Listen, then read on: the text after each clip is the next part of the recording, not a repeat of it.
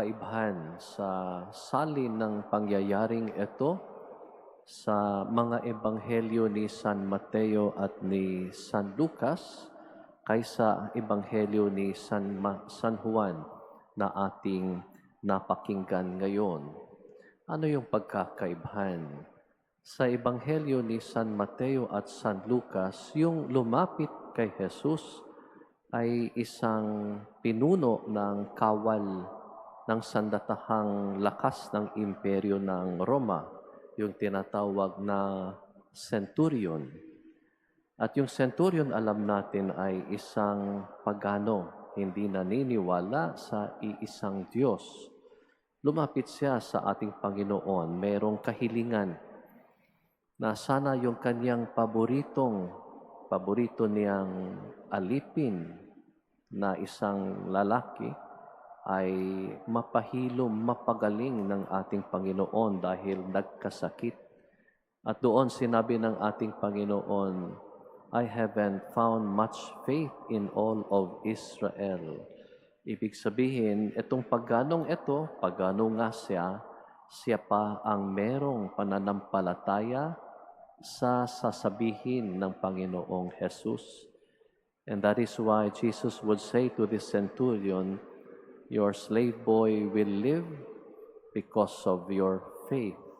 Dito sa salin ni San Juan na ating napakinggan ngayon, yung lumapit sa Panginoon ay isang opisyal, a royal court official na galing sa Capernaum. Si Jesus ay nasa Cana sa Galilea. Alam nyo gaano kalayo yon? It is a 30-kilometer distance. 30. Nilakad siguro niya papunta doon sa Cana kung nasaan si Jesus. Meron siyang kahilingan. Ngayon, yung kahilingan niya para sa kanyang anak na lalaki. Dahil nasa bangin na ng kamatayan at the point of death. And he wanted the Lord to save his son, that his son would live. And Jesus would say, you go your way, your son will live. Ano ang makikita natin sa ebanghelyong ito? Always the topic about faith we discover in many instances in the gospel. Palaging pinag-usapan, pananampalataya, pananalig sa Diyos, paniniwala sa Diyos. Ito yung ating maani na kabatiran mula sa Ebanghelyo ngayon. There are some things that only God can provide. There are some things that only God can provide. And one of those things is what we call faith, pananampalataya. And this is what we discover in the gospel today. The word used by John in the rendition of this event is believe, belief, no? Pananalig, paniniwala. Ano nga ba talaga ang pananampalataya sa Diyos? It's a mystery, no? It's a gift only God can give. Narinig siguro natin yung kasabihan, gifted to give. No? In 2021, when we celebrated the quincentennial of the introduction of Christianity into our country, we heard of that saying, gifted to give. Ikaw na biniyayaan, kung anong natanggap mo ay maging biyaya, ibahagi sa iba. We can only give if we have something, if we have also received it. So, faith is a gift only God can give because He is the source of this supernatural virtue. Para siyang, sabihin natin, medisina, para siyang gamot, para siyang droga, administered in man, infused by God in man. Kung tayo iinom ng gamot, o merong gamot na ini-inject sa atin, alam natin merong epekto yon. With the right dosage, our body heals. So, analogous or like medicine. When faith takes effect in us because God infuses it in us, our soul is healed. Then we begin to confide in God.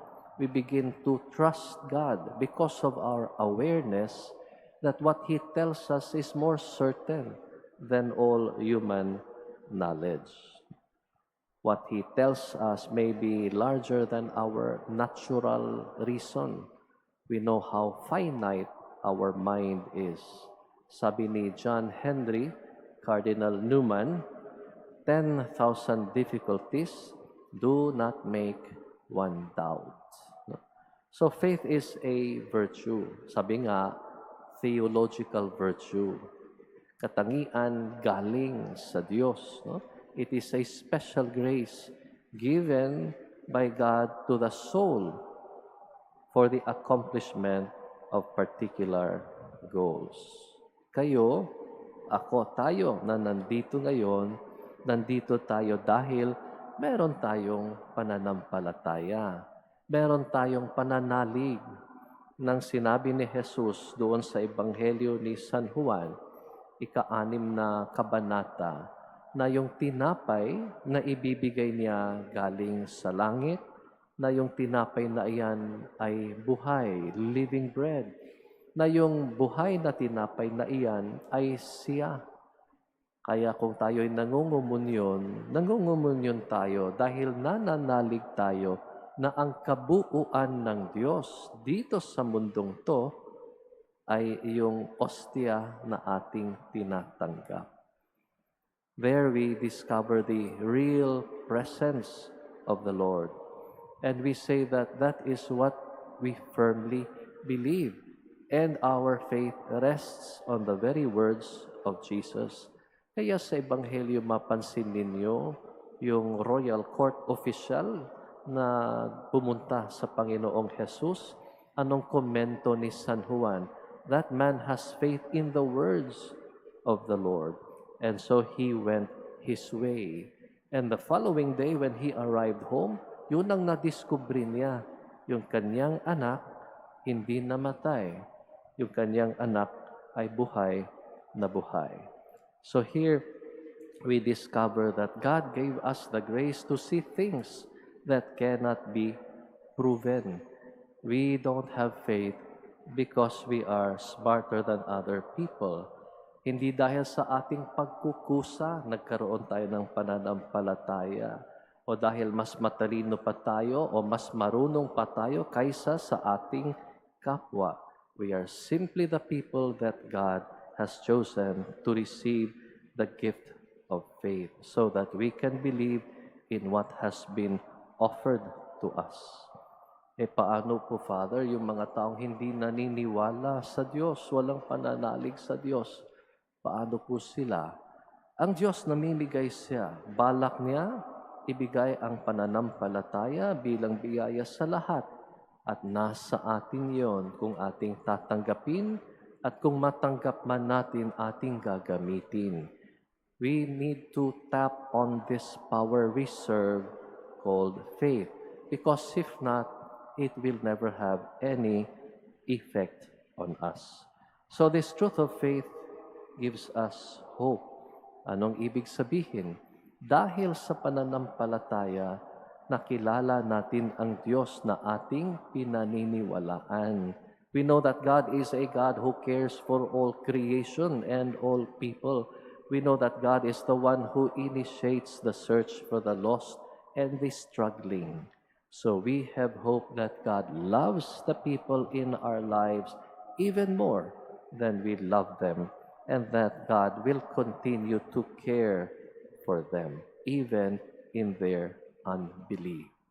Alam nyo, yung pananampalataya ay hindi po mapatunayan o mahirap mapatunayan ang pananampalataya. Para siyang Wi-Fi signal. Hindi mo makikita yung Wi-Fi signal maliban kung meron kang kasangkapan na mag-indicate, magsabi, magpahayag. Meron nga yung cellphone.